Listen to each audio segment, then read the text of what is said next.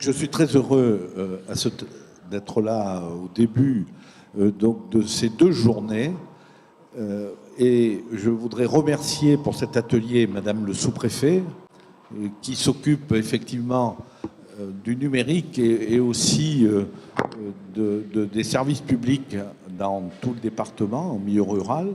Donc je voudrais le remercier de sa présence, remercier Pascal Coste et bien sûr tout le monde sait que le Conseil général a pris une décision un peu historique pour que le numérique, et c'est très important au niveau rural, soit dans la maison au bout de 5 ans. Donc c'est un challenge fort qui est le même que lorsque l'électricité est arrivée, je pense, dans nos maisons. Donc merci de sa présence. Et donc, Monsieur le Président de Dorsal, Monsieur le Directeur d'Orange, eh bien, je souhaite bien sûr que tout le monde s'entende autour de cette table pour qu'on puisse avoir le numérique, parce que si nous avons une fracture numérique, nous avons déjà des difficultés dans nos secteurs ruraux pour l'aménagement du territoire, mais il est certain que s'il y avait une fracture numérique, eh bien, il y aurait un désert. C'est comme la médecine, s'il y a un désert numérique ou un désert médical, il n'y aura plus personne en milieu rural. Donc merci, Monsieur Christophe Robert, d'animer cet atelier très important pour notre département. Bien sûr, je sais aussi que Jean-Pierre Bernardi, qui est le vice-président, est à l'écoute autour de cet atelier. Merci. Merci, Monsieur le Président. Première émission effectivement consacrée ce matin à la révolution numérique, à l'heure où l'on parle effectivement des mairies 2.0, de nouveaux rapports entre administration, administrés, via le web en particulier. On parle également parfois de fracture numérique. Est-ce que chacun est véritablement égal face au débit en particulier, mais également à la couverture en téléphonie mobile? Pour en débattre alors sur un enjeu qui va concerner effectivement l'ensemble du territoire et en premier lieu les territoires ruraux, pour qui le numérique constitue une chance de désenclavement d'un côté et un véritable atout d'aménagement du territoire. Question que l'on va aborder donc avec Jean-Marie Bost, président de Dorsal. Monsieur Bost, bonjour. Je vous passerai le micro juste après. Le président du conseil départemental, monsieur Pascal Coste. Pascal Coste, bonjour également. Bonjour. Nous avons l'honneur d'accueillir également madame Adeline Savy, sous-préfète d'Ussel. Bonjour. Madame Savy, bonjour. Et monsieur Franck Aupetit, vous êtes délégué régional Limousin, France, chez Orange. Oui, bonjour. Vous pourrez également nous apporter vos éclaircissements. Alors, je me tourne vers vous tout d'abord, madame Savy. Lorsque l'on parle de numérique, souvent, on aborde deux types de thématiques. Je pense notamment, premièrement, à la téléphonie mobile, proprement dite, et le web ensuite. Est-ce que vous pourriez un petit peu nous présenter l'action de l'État, s'agissant précisément de la téléphonie mobile? Alors oui, sur la partie téléphonie mobile, on a travaillé depuis un petit peu plus d'1 an en lien avec l'association des maires et le conseil départemental pour répondre à plusieurs appels à projets. Le premier appel à projet a concerné l'identification des zones blanches en téléphonie mobile au niveau des centres-bourgs des communes. On avait fait un inventaire, encore une fois, en lien avec l'association des maires qui avait fait remonter un certain nombre d'informations et de données, et en lien avec le conseil départemental qui a pu faire un certain nombre de mesures, suivant les protocoles ARCEP, et d'identifier 11 communes pour le département de la Corrèze. On a eu une sélection de 6 communes sur le département, et ce qui a permis aujourd'hui d'être en discussion sur cet appel à projet. Donc ces 6 communes travaillent avec des opérateurs leaders qui ont été identifiés, SFR et Free en l'occurrence pour ces 6 communes. L'intérêt, c'est de pouvoir construire des pylônes sur des zones qui sont non couvertes aujourd'hui par les opérateurs. Ces pylônes sont financés à hauteur de 100 000 euros et 130 000 euros en zone de montagne. L'intérêt étant de pouvoir identifier des sites qui couvrent le mieux le centre-bourg et voir éventuellement des sites annexes qui n'étaient pas identifiés. On est aujourd'hui en train de travailler parce que, hélas, l'appel à projet au niveau national qui devait assurer la maîtrise d'ouvrage pour ces communes-là a pris du retard. Donc on travaille aujourd'hui avec le conseil départemental pour éventuellement que cette maîtrise d'ouvrage puisse être travaillée et assurée en lien avec le conseil départemental. Donc les communes ont été informées un peu de ce retard de délai, puisqu'elles avaient la possibilité par elles-mêmes de porter cette maîtrise d'ouvrage. Il se trouve que les communes concernées sont des toutes petites communes qui n'ont pas les moyens techniques pour faire ce genre de choses, donc l'intérêt c'est de les accompagner. Ça, c'est le premier appel à projet. Donc, on espère pouvoir avancer sur les choses. On aura un peu de retard sur la mise en œuvre, puisqu'il était prévu fin 2016. On sera plutôt sur le premier trimestre 2017. Mais voilà, on essaye de rattraper ces choses-là. En tout cas, ces communes-là, au niveau de leur centre-bourg, je parle bien des centres-bourgs, seront couvertes. Parce que la difficulté aussi qu'on peut avoir, c'est vous avez une zone qui va être couverte, mais les hameaux de ces communes, qui sont souvent très étendus, ne vont pas forcément être couverts. Donc, l'intérêt, d'abord, c'est de résorber toutes ces zones blanches en centre-bourg. Et le second appel à projet, qui concerne des sites stratégiques qu'on a identifiés avec un intérêt économique ou touristique. On en a identifié 9 et on a été parmi les premiers départements à répondre sur la maîtrise, encore une fois, du conseil départemental. On a répondu pour faire une sélection de communes et parmi les 5 qui n'avaient pas été retenus en communes centre-bourg aux zones blanches, justement, on a raccroché d'autres sites sur ces communes-là, donc qui pouvaient être un camping, qui pouvaient être une zone d'activité, pour pouvoir justement, là aussi, installer des pylônes, financés par l'État à hauteur de 50 000 €, 75 000 pour les zones de montagne, et à la charge toujours des collectivités, le raccordement par exemple, l'achat du terrain ou ce genre de choses. Voilà, donc c'est des travaux, on pourrait y revenir, que l'on fait vraiment en lien avec les collectivités, le conseil départemental entre autres, parce qu'effectivement, il faut accompagner ces structures, ces petites collectivités, ces milieux ruraux qui n'ont pas les moyens techniques d'assurer cette maîtrise d'ouvrage. Effectivement, d'accord. Alors, on a évoqué là la question, le volet, je dirais plutôt de téléphonie. On a appelé volontairement l'atelier Révolution numérique. On a évoqué qu'il y avait le côté téléphonie d'un côté, le côté web en fait de l'autre. Parlons du web maintenant. Effectivement, dans un département comme la Corrèze, très, très spécifié finalement rural. Monsieur Cos, donc vous présidez le département de la Corrèze. Vous avez récemment présenter votre stratégie d'aménagement numérique au niveau départemental et notamment fait le choix du 100% fibre optique. Pourquoi un tel choix finalement? Alors, d'abord, je voudrais saluer l'initiative ici à ce Carrefour des Communes, ce qui est devenu un lieu de passage et un lieu de rendez-vous important pour les collectivités et bien au-delà. Saluer l'Association des maires pour le travail remarquable qu'elle fait. Et puis sa perspicacité au travers de ces tables rondes, parce que la problématique de communication au travers de la téléphonie mobile et du très haut débit, enfin, tout le numérique, est une des préoccupations majeures de l'ensemble des Corréziens, mais aussi de l'ensemble des Français, et particulièrement des ruraux. Je crois qu'on a conduit des politiques très fortes en matière de santé, qu'il faut continuer. Parce que la santé, ça concerne du plus petit âge au décès, hein, ça concerne tout le monde. C'est aussi le cas sur les questions de très haut débit. Le très haut débit, c'est pas que fait pour les jeunes, c'est vraiment fait pour tout le monde. Et pour un conseil départemental, on a une problématique qui est liée à nos compétences, qui est celle notamment de la solidarité sociale, où aujourd'hui, avec les objets connectés, on le voit dans une autre de nos compétences avec les pompiers, où aujourd'hui on est capable de faire des bilans cardiaques au bord de la route. Ouais. Tous les départements ne le font pas. On est pionniers en la matière. Donc on a besoin de ce développement du digital et des infrastructures qui nous permettent cela. C'est vrai pour Corrèze Téléassistance, où on a été pionnier en France en la matière, et aujourd'hui, avec les objets connectés, on a la capacité de rendre un service au plus près de la population. Donc l'enjeu du numérique, c'est à la fois sur notre première compétence qui est la cohésion sociale, un enjeu majeur, mais sur la cohésion territoriale, qui est l'occupation spatiale, je dirais, et la répartition sur l'ensemble du territoire, on a là un deuxième enjeu. Donc pour nous, le numérique est à la croisée des chemins et des compétences du département. C'est à la fois notre compétence, parce que c'est nous, département, qui arrêtons les schémas départementaux d'aménagement numérique, c'est notre compétence très directe, que nous exerçons effectivement, mais c'est aussi, je dirais, une obligation de par les autres compétences qui sont les nôtres. Je voudrais faire un petite rétrospective.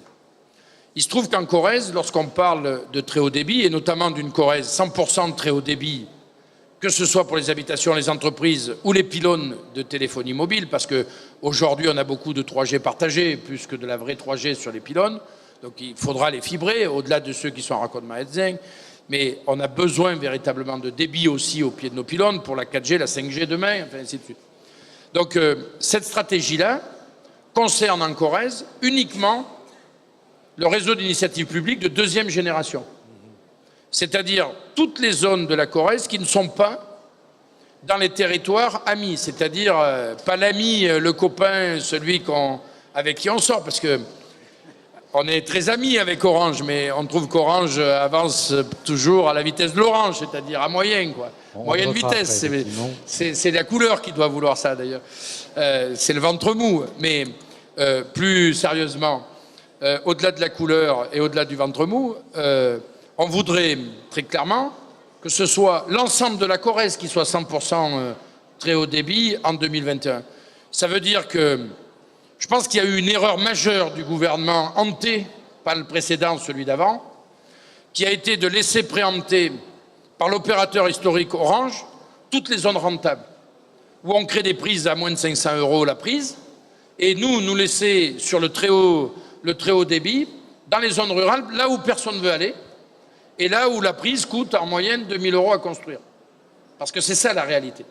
Donc on attend effectivement que cette préemption de l'opérateur historique sur ces territoires amis fasse qu'en 2021, on puisse être aussi sur Brive, les 16 communes historiques, et sur Tulle, qui avait souhaité se raccrocher à la zone amie en pensant que ça irait plus vite que dans le territoire rural, eh bien, soit aussi à même niveau.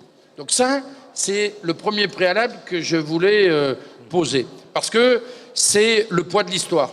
Et c'est la moitié de nos abonnés, ou des foyers corréziens, qui sont aujourd'hui concernés par cette zone qui est préemptée, parce que le gouvernement l'avait souhaité, à l'époque, le gouvernement Sarkozy, que Orange puisse déployer. Donc ça, c'est un aspect quand même majeur du sujet.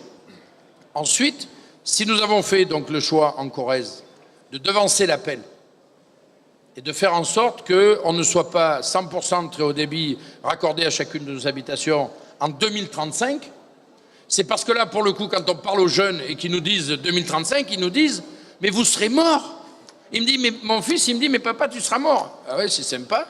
Et tu réfléchis, tu te dis, peut-être pas, mais pas loin, quoi. C'est-à-dire que pour eux, 2035, c'est une nouvelle génération. Ils seront grands-parents, quoi. Donc, non, mais il faut regarder ça en face. Quand on le pose sur le papier, qu'on bavasse au coin du bistrot, 2035, on ne se rend pas bien compte. Mais 2035, c'est dans 20 ans, c'est une génération. Donc, ça veut dire que ce n'est pas possible, et donc qu'il faut concentrer l'ensemble de nos moyens sur les 5 prochaines années et faire en sorte qu'on puisse étaler ce surcoût de financement sur les 5 ans sur les 20 ans qui viennent, plutôt que de cofinancer année par année pendant 20 ans notre déploiement d'infrastructures. Alors il se trouve que la loi NOTRe, qui a beaucoup de défauts, elle nuit gravement à la santé des territoires, elle est comme le paquet...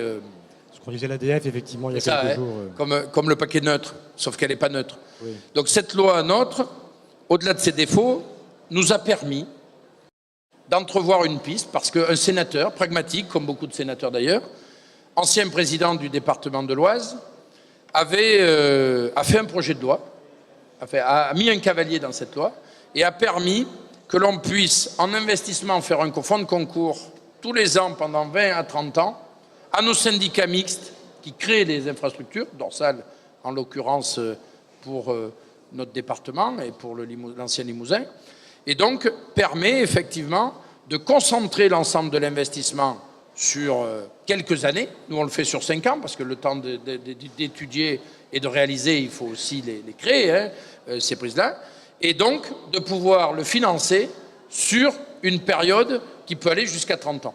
Donc ça, c'est l'effet déclencheur du fait qu'on puisse faire 100% fibre dans le réseau d'initiative publique de deuxième génération en utilisant la disposition de cette loi.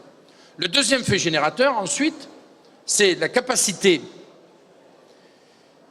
pour les collectivités locales de pouvoir suivre financièrement. Donc nous avons commencé un tour de table avec qui? Avec nos partenaires historiques et qui sont ici présents, qui sont les communautés de communes et les communautés d'agglomération. Et donc le fait que les communautés de communes et les communautés d'agglomération cofinancent à hauteur de 50%, double la part du département sur le sujet, permet d'abonder le plan de financement, de générer les financements de la région et de générer les financements d'État. Et donc de faire en sorte que le plan de développement qui était prévu année jusqu'en 2035 puisse être financé sur 5 ans. Donc c'est effectivement un projet qui est porté par le département parce que c'est sa compétence, mais je voudrais y associer très clairement l'ensemble des autres acteurs. C'est-à-dire, bien sûr, les communautés de communes et d'agglomération, mais aussi l'État. Et je voudrais là faire une parenthèse. Autant on a des difficultés, on n'est pas d'accord avec tout sur l'État. D'ailleurs, le département en mode dégradé, il y a 15 jours, montre la difficulté lorsque on arrive à l'os sur les dotations d'État. C'est le cas aussi pour les collectivités qui sont présentes à ce carrefour des communes. Et que lorsqu'on rabote un peu plus et qu'on commence à rogner l'os, eh bien on n'a plus la même qualité de service. C'est ce qu'on a démontré au travers de ce mode dégradé, même si certains ont plutôt joué la carte syndicale ou politico-syndicale sur le sujet, mais c'est pas le nôtre. Nous, la question, c'était de démontrer ce que ça pouvait être lorsqu'on était en mode dégradé. Donc autant avec l'État, y compris pour les collectivités qui sont ici, on a un certain nombre de difficultés, autant sur la question du très haut débit, la mission de très haut débit et l'État a fait un choix qui est clair. Je l'ai dit publiquement au président de la République parce que c'est aussi ça la vertu du monde politique, c'est de dire les choses clairement quand ça ne va pas comme quand ça va bien. Et là, pour le coup, ça va plutôt bien parce que l'État considère la ruralité et met un taux et un pourcentage conséquent d'aide sur ce projet-là, près de 60%. Donc ça, et qui sera mobilisé sur l'ensemble de notre réseau 100%, vu qu'on sera sur la période qui est concernée, c'est-à-dire jusqu'en 2021. Donc l'État apporte une contribution qui est très forte, qui permet aux ruraux réellement de réaliser ce projet-là. La région n'était pas obligée, parce que l'État est passé d'une quarantaine de millions à 70, 75 sur notre plan de financement. C'est quand même pas rien ce qu'on a obtenu dans la période. La région, pareil. La région pouvait traîner les pieds. La région a joué le jeu. Elle passe de 26 millions à 42 millions d'euros pour la Corrèze. Je parle pour la Corrèze, je ne parle pas à l'ensemble de Dorsal. Parce que les financements qui sont prévus sur les 2 autres départements restent ce qu'ils sont. Parce que l'équilibre est important et il ne s'agit pas d'aller grignoter la Creuse ou d'aller grignoter la Haute-Vienne sur les financements et sur leurs propres choix stratégiques, bien entendu. Et donc, nous avons, pour finir le tour de table, qui est aujourd'hui bouclé financièrement, ce qui n'est pas rien, à affiner le FEDER et les fonds européens, parce que nous avions, nous, 5 millions d'euros sur les fonds européens, parce que nous avions un projet à 35 000 prises au lieu de 92 à 100 000 aujourd'hui. Donc il faut peut-être revoir sur le FEDER si on ne peut pas venir chercher plus. Mais valeur aujourd'hui, je voudrais dire ici très publiquement à ce congrès ou à ce carrefour des communes et cette table ronde, que le plan de financement, il est acté. Il reste maintenant à délibérer chacun d'une collectivité, mais pour pouvoir délibérer et pour que l'État acte définitivement le montant qu'elle va mettre sur ce projet sur 5 ans, il faut très clairement qu'on ait le marché de travaux et qu'on sache précisément, parce qu'elle finance non pas sur le prévisionnel, on a son accord de principe comme la région sur le prévisionnel, mais sur les marchés de travaux, c'est-à-dire concrètement sur ce que ça va coûter une fois que les marchés seront passés. Et je terminerai là-dessus, parce que ça touche au plan de financement, c'est le nerf de la guerre quand même, c'est la capacité à lancer très rapidement des travaux, donc à lancer les marchés au travers de notre syndicat dont nous sommes actionnaires et dont nous allons déléguer, parce que nous n'avons pas délégué encore le RIP 2 à Dorsal. Donc il faudra que nous déléguions, mais Dorsal est notre partenaire technique efficient et dont on a besoin. Je voudrais d'ailleurs saluer le président ici et Yann Pamboudzouglou qui porte ça à bout de bras, parce que c'est des petites structures, très petites structures. Moi, je voudrais leur rendre hommage parce que c'est vraiment des toutes petites structures qui travaillent avec des bouts de ficelle parfois. Et donc là, on a besoin effectivement de passer à notre braquet là aussi.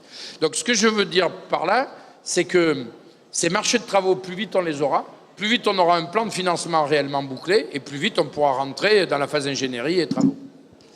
Alors, Dorsal, justement, vous évoquiez les différents acteurs à mobiliser autour de Synergie, finalement, pour arriver à équiper chacun ou à donner à chacun accès à cette nouvelle technologie qui aujourd'hui sera, demain en tout cas, sera celle attendue par chacun. Jean-Marie Bost, alors vous présidez précisément Dorsal. Est-ce que vous pourriez nous en dire un petit peu plus sur la composition de Dorsal, son fonctionnement? Si, oui, ça marche. J'ai plus rien à dire derrière le président Coste qui a tout dit et d'une manière tout à fait précise et élogieuse. Non, tout simplement, Dorsal, c'est quoi? Dorsal, c'est une très belle idée qui est née en 2004 sur l'ancienne région Limousin et qui regroupait les trois départements sur une même idée de dire, voilà, on va apporter du numérique dans nos territoires qui sont les plus reculés. Donc l'histoire a fait son chemin et on est arrivé... Oh bien. Celui-là, oui, ça y est. Oui, ça va. On est arrivé sur les années... Ouais, merci, Président. Encore une fois, il vient à mon secours. Il est quand même exceptionnel. Donc on est arrivé en 2015 avec un schéma de développement quasi bouclé, avec des financements d'État, régions, départements et EPCI. Donc l'objectif qui avait été prévu, c'était effectivement faire un mixte de montée en débit et faire du FTTH sur certaines zones. Le département de la Corrèze a pris cette année une décision volontariste, brillante, que l'on peut respecter, qui est de dire, voilà, moi je ne vais pas faire les choses en deux temps, je vais tout faire dans une seule chose, une seule opération, et pas refaire en deux fois. Il faut savoir que la montée en débit, c'est toujours une première opération, et ensuite on en fait une deuxième pour amener de la fibre jusqu'à l'habitant. Donc lui, le département a décidé de dire, ben voilà, on va mettre de la fibre du départ jusqu'au domicile.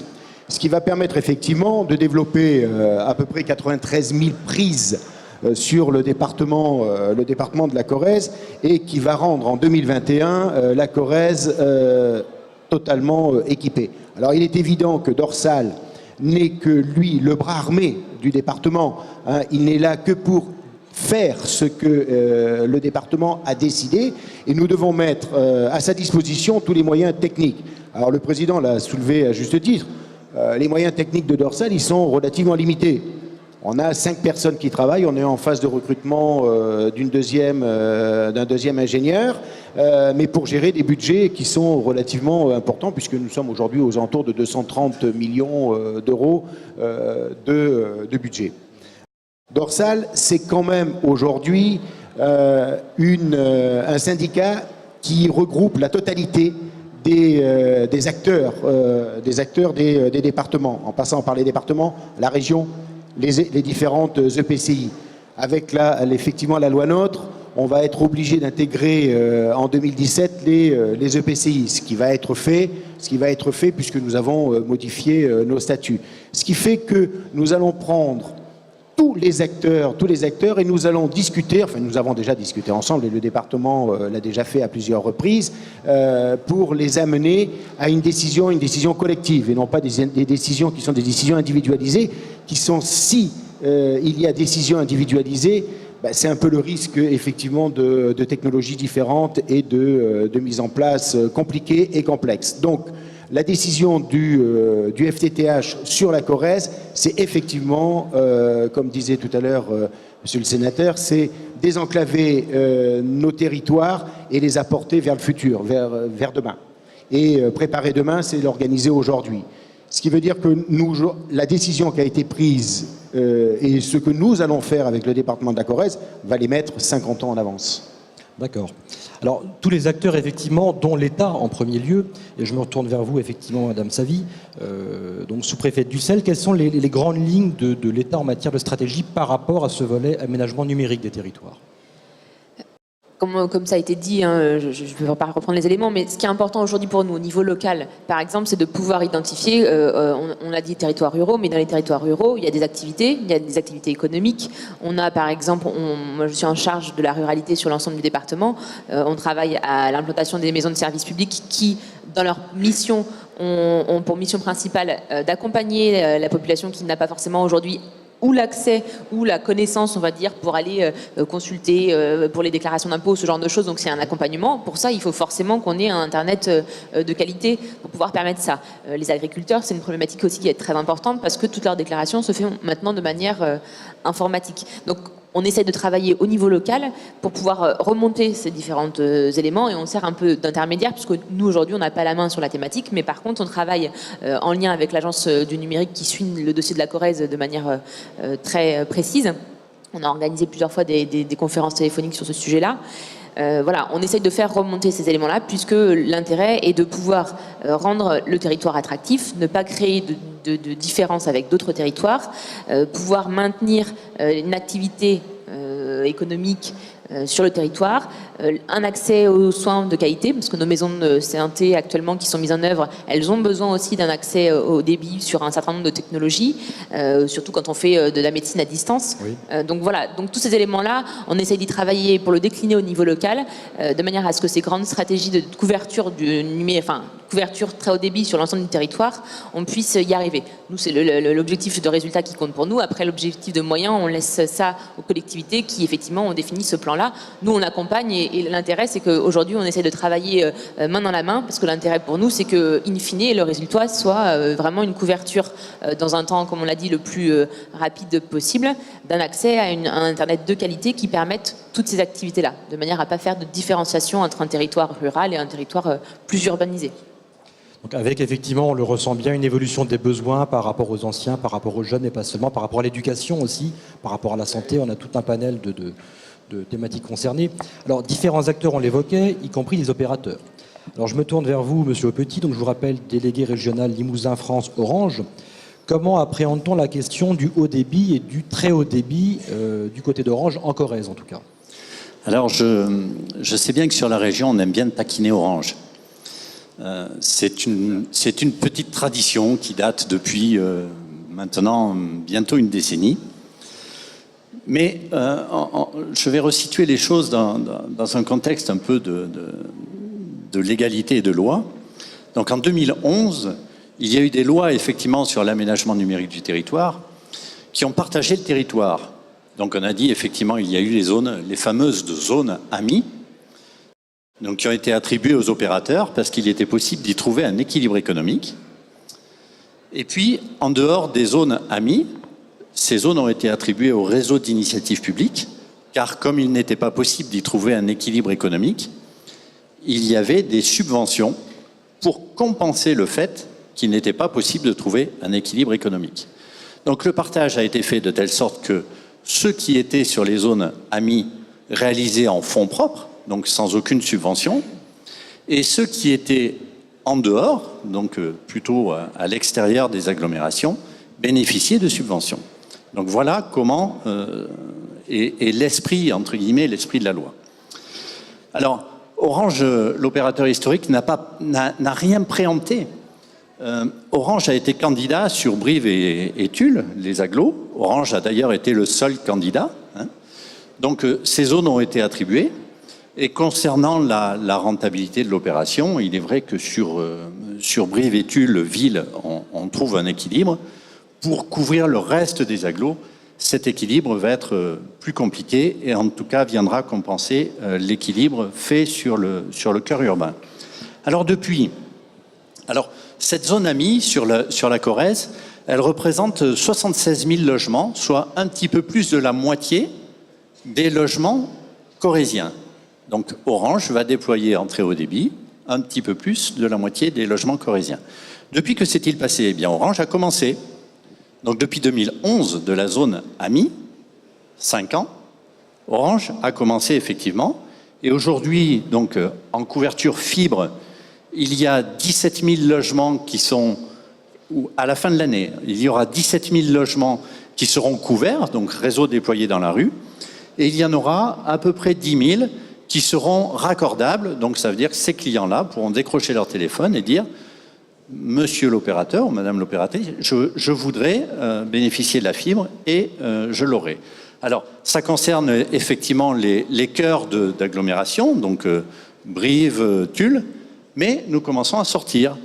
Donc nous commençons d'ores et déjà sur Laguenne et Naves. Et nous commençons également cette année sur Malmort. Donc ça, c'est pour la partie fibre. Mais en dehors de la fibre et en dehors des zones, de ces fameuses zones amies, Orange continue à travailler. Orange a déployé aujourd'hui une techno qui est de l'amélioration du cuivre, qui fournit du très haut débit, à peu près sur l'ensemble de la Corrèze, 20 000 logements. 20 000 logements sur la Corrèze sont desservis d'ores et déjà en très haut débit. Donc, en 5 ans, Orange a déployé effectivement 20 000 logements. Orange terminera la zone AMI, donc les 76 000 logements de la zone AMI, en 2020 pour le réseau déployé dans la rue, et un petit peu après, donc d'ici 2022, pour la partie réellement raccordable. Mais en 5 ans, Orange a fait des choses, peut afficher des raccordements très haut débit. C'est le seul qui puisse afficher aujourd'hui des raccordements de très haut débit sur la Corrèze. À signaler que pour la partie VDSL, nous nous sommes attaqués à des communes qui sont beaucoup moins urbaines, puisque je pourrais citer que la commune de Beaulieu-sur-Dordogne a aujourd'hui 60% de ses logements qui sont raccordables à du très haut débit. Messac en a 25%. La Grolière en a 30%. 30% des logements de la Grolière ont accès au très haut débit, d'ores et déjà aujourd'hui. Et 28% à Saint-Privat. Je pourrais en citer d'autres, il y a peut-être une cinquantaine de communes qui sont réalisées. Alors, on continue, parce que Dorsal est en train de déployer quelques montées en débit. Donc, un programme de montée en débit. Je parle pour la Corrèze. Je parle pour la Corrèze. Pour la Corrèze, enfin, je ne sais pas où s'arrête quelques et où commence beaucoup. Bon, Dorsal est en train de déployer un programme de montée en débit, donc financé par Dorsal. Mais Orange va financer un équipement qui va être mis dans cette infrastructure et sur fonds propres et qui va permettre d'apporter du haut débit, voire du très haut débit dans un rayon de 1,5 km de ces montées en débit. Donc on continue et nous serons le seul opérateur à être présent sur toutes les montées en débit déployées par Dorsal. Donc aujourd'hui, nous sommes bien en vague de faire évoluer le réseau. Et puis, je suis d'accord avec vous, Monsieur le Président, la cible, c'est le haut débit et le très haut débit pour tout le monde. Cette cible-là, je pense que nous sommes convergents sur le très haut débit pour tout le monde. Donc, ce qui se passe aujourd'hui avec Orange, 20 000 logements en très haut débit, il faut le poursuivre par Orange, par les réseaux d'initiative publique, mais il faut tirer vers le haut. Pascal Cos, je voulais réagir, Monsieur le Président, sur la complémentarité finalement de ces différents acteurs à l'égard de la mise en place de ce très haut débit. Oui, je crois d'ailleurs qu'on va s'inspirer de cela pour faire notre schéma d'ingénierie. C'est-à-dire que pour arriver à 100% fibre en 2021 en Corrèze, il y a 3 étapes. La première étape, c'était la décision politique et les financements qui vont avec. Cette étape-là, elle est bien avancée, bouclée. Enfin, voilà. Il y a une deuxième étape qui va s'ouvrir à nous, sur lequel on commence, c'est le schéma d'infrastructure cible. C'est-à-dire comment on déploie, par qui on commence, qu'est-ce qu'on fait, est-ce que on fait des tuyaux, des artères de 20 et quelques kilomètres sur lesquels on est obligé ensuite... Voilà, Orange vient au secours du département. Ouais, c'est magnifique. C'est ça le... Et donc, c'est quelle infrastructure on met en place, comment on le déploie. Et donc, là, on a besoin de 2 choses pour cela. À la fois, connaître sur notre réseau d'initiative publique quel sera l'opérateur. Oui. Donc là, on a une opportunité avec la société publique locale Nouvelle-Aquitaine, qui regroupe pour l'instant les Landes, le Lot-et-Garonne et puis la Dordogne. auquel vient s'ajouter depuis hier ou avant-hier la Charente, et auquel nous devons rapidement, les exécutifs présents à Dorsal, décider est-ce qu'on y va ou est-ce qu'on n'y va pas. Si on y va, on aura un opérateur qui est celui qu'a la SPL aujourd'hui, qui actionne, et on pourra commencer le travail. Si on n'y va pas, ça veut dire qu'il faut que Dorsal fasse sa propre délégation de service public ou de marché concessif, enfin on peut imaginer plein de choses, et son propre opérateur sur le RIP de deuxième génération, le réseau d'initiative publique de deuxième génération. Donc là, ça prendra un peu de temps. Et ensuite, ce que l'on souhaite faire, c'est très rapidement pouvoir mettre autour d'une table l'ensemble des opérateurs qui le souhaitent. Je ne doute pas qu'Orange sera présent autour de la table, mais peut-être d'autres à voir, hein, pour qu'on travaille avec nos maîtrises d'œuvre, qui, au travers de Dorsal, travaillent à ce schéma cible, pour qu'on puisse arrêter rapidement quel est le plan de déploiement et comment on fait. Et qu'on ait surtout une validation de cette architecture d'ingénierie de déploiement faite par la mission de très haut débit, pour qu'on puisse avoir les aides de l'État en la matière. Et avoir, avec les opérateurs, la garantie qu'au final, les fournisseurs d'accès à Internet, dont Orange, seront bien présents sur les prises qu'on va proposer, parce qu'il ne s'agit pas de créer 100 000 prises en Corrèze, et que derrière, il n'y a aucun opérateur qui vienne, et donc qu'on ait des gares TGV au milieu de champs de betteraves. Hein. Donc c'est pour cela qu'on souhaite travailler de manière partenariale sur le sujet. Et c'est une phase qui, à mes yeux, est très importante, parce que c'est celle qui garantit le succès de l'opération.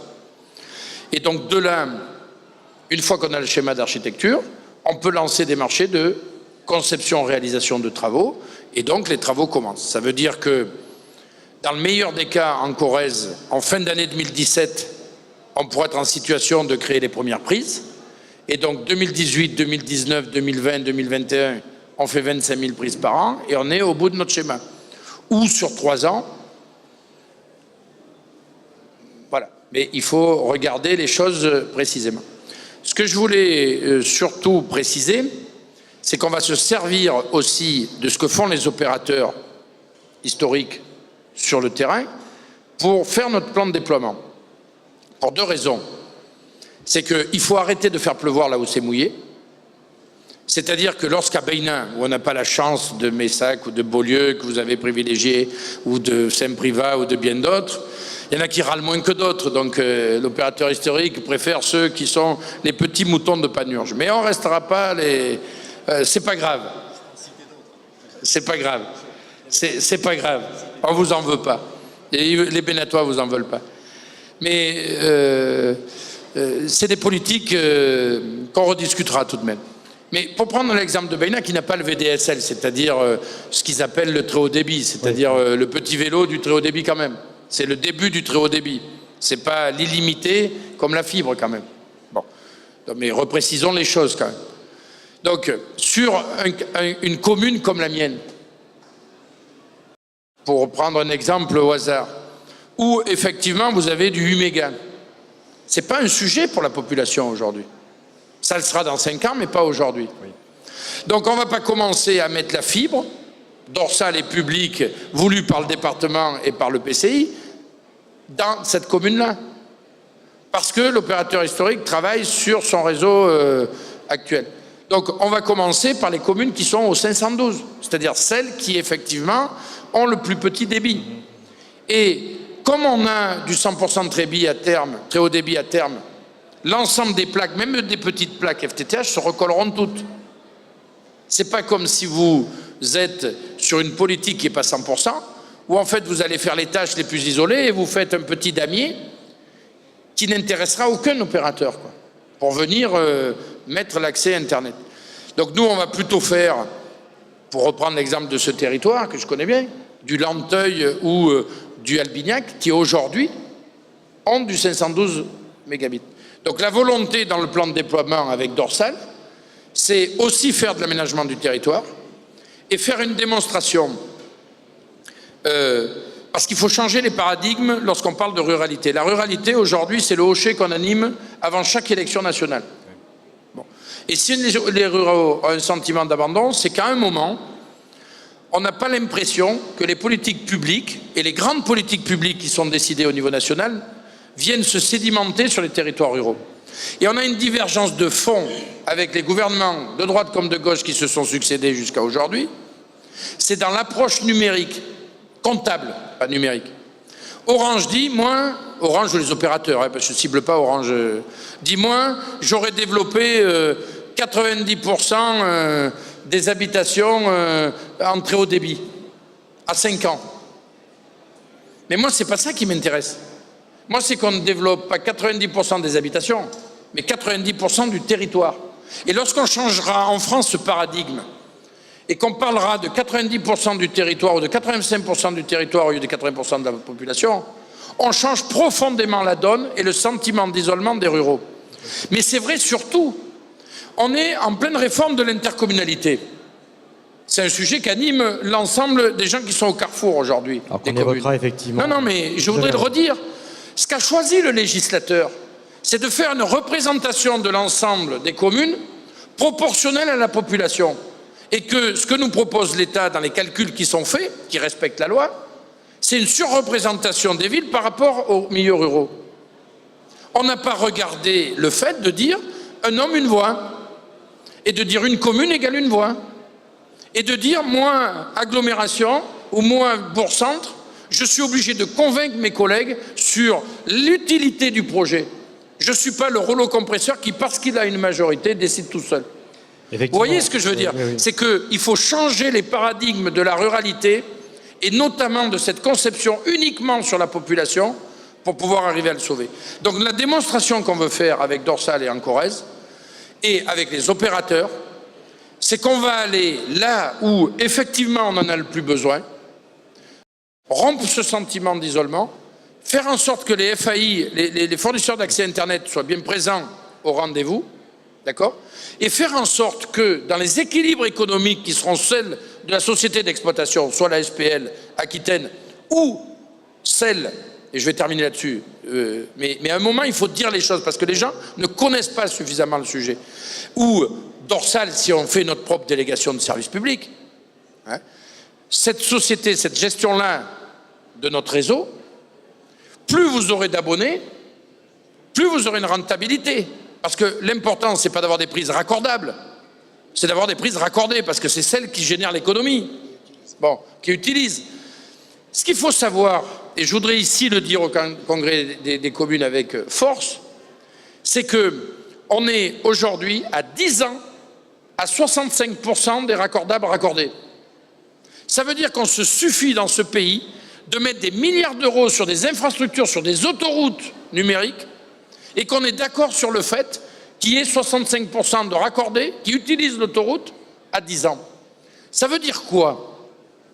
Ça veut dire qu'à un moment, on fait pleuvoir toujours là où c'est mouillé. Parce que, je reviens à ce que je disais au début, quand vous déployez dans Brive, effectivement, 20 000 prises dans les endroits où il y a le plus de population, il y a déjà la 4G, il y a déjà le VDSL, il y a déjà tout le reste. Pas partout, mais à beaucoup d'endroits. Et donc, effectivement, quand vous êtes à Tulle, que vous avez déjà le VDSL, que vous avez déjà la 4G et que vous avez l'option maintenant avec la fibre, pour quelqu'un qui a besoin d'usage à 5-8 mégas, eh bien, il reste avec l'abonnement qu'il a aujourd'hui. Il ne va pas sur l'infrastructure et sur l'autoroute numérique. Donc, c'est ça notre problème. C'est pour ça que nous, en faisons le pari sur notre montée en débit de 100%, qu'on ne soit pas à 65% à 10 ans, mais à 65% à 5 ans de gens raccordés. D'accord? C'est pour ça qu'on veut aller dans les endroits les plus reculés et faire le pari de la ruralité. Donc on a un exemple, et je le dis ici très clairement, et on aura l'occasion de le redire avec l'opérateur Orange, qui est forcément et naturellement un partenaire là-dessus. On a de bonnes raisons de vous secouer des fois, parce que quand on voit l'état du cuivre un peu partout, on a des raisons de vous secouer.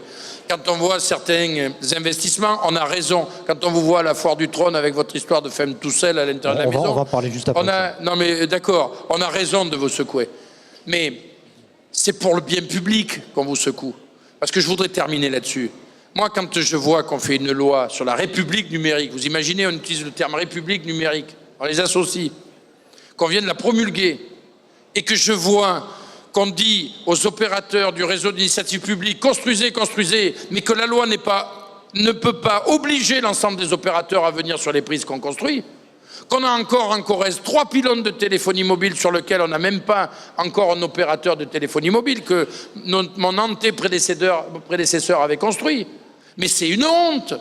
Si les Français savaient ça, ça c'est une honte. Et ça, c'est pas la question d'Orange, c'est pas la question de Fruits et compagnie. C'est qu'à un moment, dans un pays qui se respecte, qui parle d'égalité de territoire, qui parle de valeurs, de justice, de fraternité, on n'est même pas capable de faire en sorte que des opérateurs soient obligés de venir sur des prises et de mutualiser le coût. Et si demain, le juste coût de l'abonnement, il n'est pas de 30 €, mais de 40, eh bien mettons-le à 40 pour avoir ça sur tout le territoire. C'est le débat qu'on mène au niveau du département sur l'eau, sur le juste prix de l'eau. Est-ce qu'un prix de l'eau à 1 € à l'usager, ça a du sens aujourd'hui ? Alors qu'on a toutes les canalisations qui sont mortes, alors qu'on a toutes les canalisations à refaire, les stations de production d'eau, que c'est l'employé communal, le maire qui a fait le fontainier dans sa commune. C'est ça la réalité du sujet. Et à un moment, il faut qu'on traite le sujet à cœur. Si on doit avoir de l'Internet mobile, de l'Internet mobile et de l'Internet fixe partout, il faut aussi être capable d'assumer le vrai coût. Voilà, et c'est peut-être le coup de gueule que je voudrais passer aujourd'hui, qu'on soit capable de regarder ce problème dans sa globalité, qu'on sorte du fait qu'on donne les zones les plus rentables de par la loi aux opérateurs privés, qu'on laisse ce qui n'est pas rentable avec des grosses subventions au public, et qu'on ne garantisse pas à cela l'accès obligatoire par les opérateurs.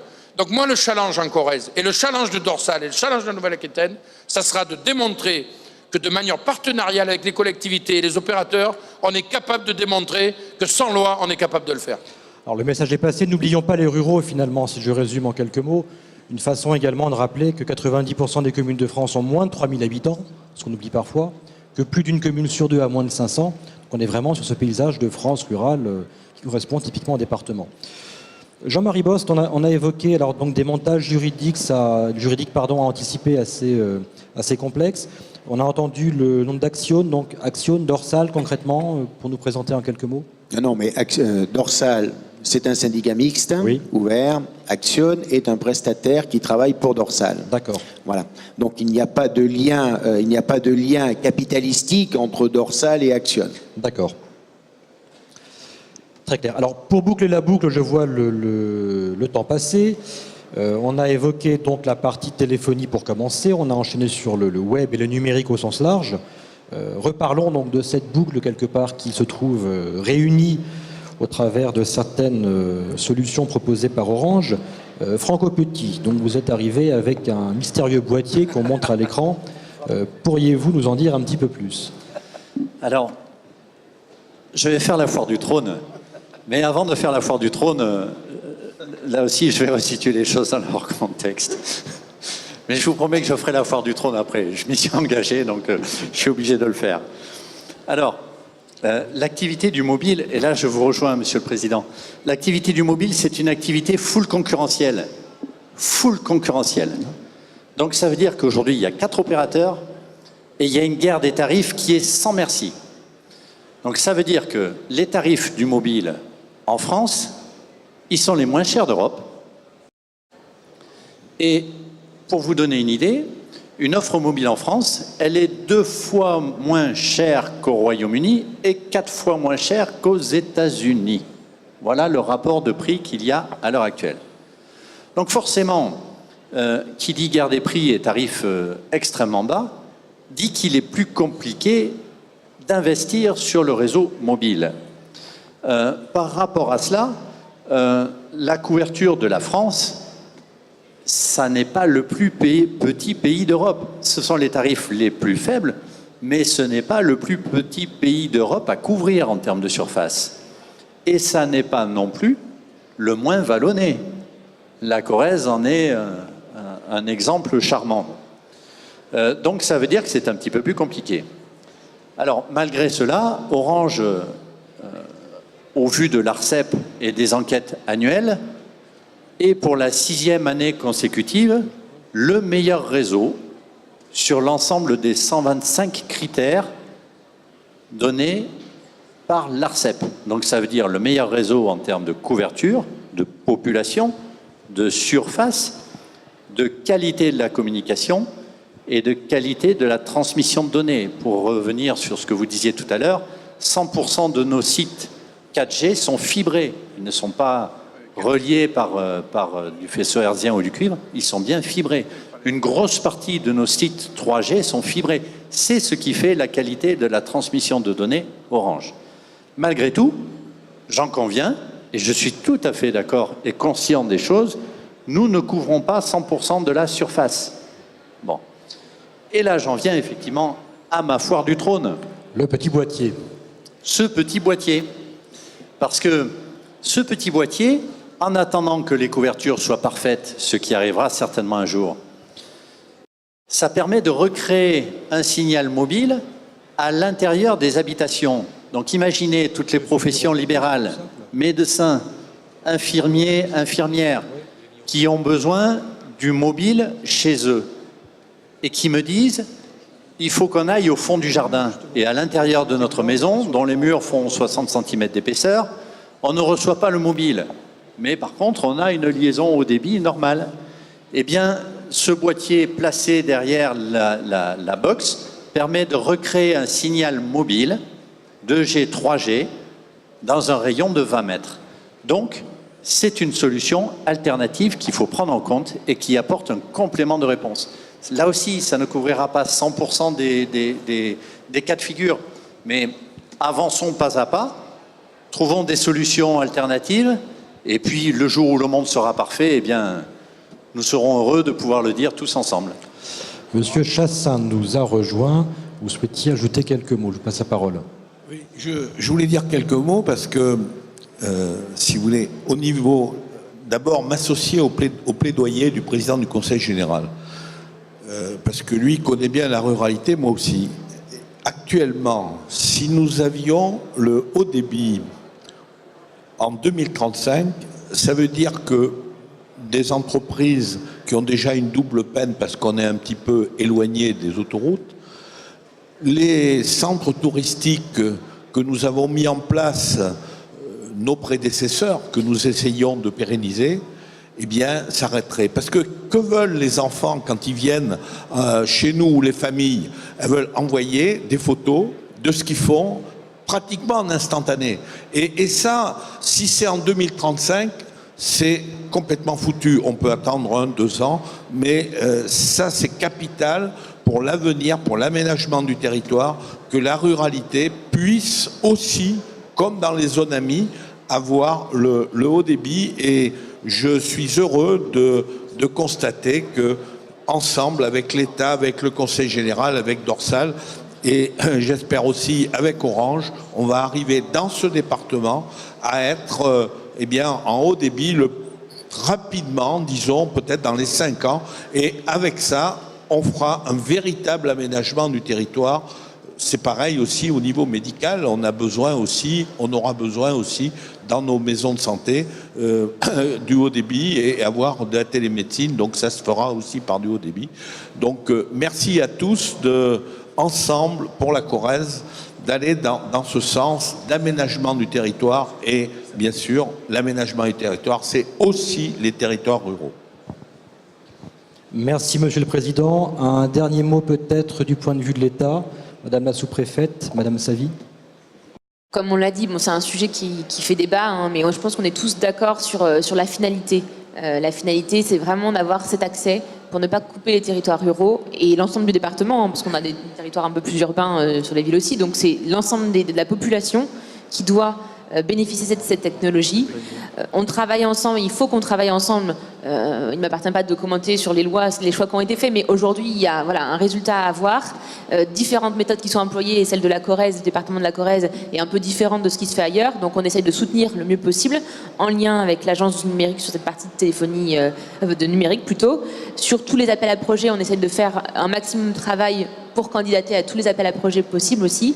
Et l'intérêt, c'est voilà, mobiliser l'ensemble des acteurs, y compris les opérateurs, pour arriver ensemble, parce que vraiment la finalité, elle est pour tous la même, à pouvoir et construire le réseau et le faire utiliser. Donc voilà, on y travaille et je pense qu'on pourra, si on arrive à cette finalité, on sera un bon exemple pour les autres départements. Un travail à poursuivre donc et à suivre de près. Le temps passe, je vois que le temps imparti pour cette émission est écoulé. Il me reste à vous remercier. Donc Jean-Marie Bost, merci. Pascal Coste, merci également. Pascal Coste, un dernier mot. Juste un mot, parce que 2 messages pour terminer. Je voudrais m'adresser à l'ensemble des exposants qui sont ici et de nos entreprises de travaux publics. Le projet qui est ici sur la table avec Dorsal, c'est 290 millions d'euros sur 5 ans, 290 millions d'euros d'ici 2021. C'est 170 millions d'euros pour le seul département de la Corrèze sur 5 ans. On n'a jamais vu une relance de l'activité publique aussi forte sur notre département sur si peu de temps. Pareil sur l'eau aussi. Donc ça, c'est le premier message. Ça veut dire que derrière, on aura besoin aussi d'organismes de formation et de mettre en place des choses pour permettre d'arriver à avoir les techniciens locaux et non pas des travailleurs détachés ou bien d'autres choses qui viennent construire à notre place. Et le deuxième message, oui, ça sera possible. Oui, Adeline, oui, ça sera possible. C'est pas un rêve, c'est une réalité. Ça sera possible et ça sera possible, c'était le message, grâce au partenariat de tous, de l'ensemble des collectivités et de l'État. Et je voudrais ici les remercier publiquement, parce que même si c'est une compétence du département, même si c'est une impulsion du département, c'est que possible tous ensemble, et grâce aux opérateurs aussi qui sauront être intelligents sur le sujet. Donc double remerciement, Madame Savy, Madame la sous-préfète. Monsieur Franco-Petit, merci également. Je pense qu'on en a fini et surtout qu'on peut les applaudir. Merci à vous.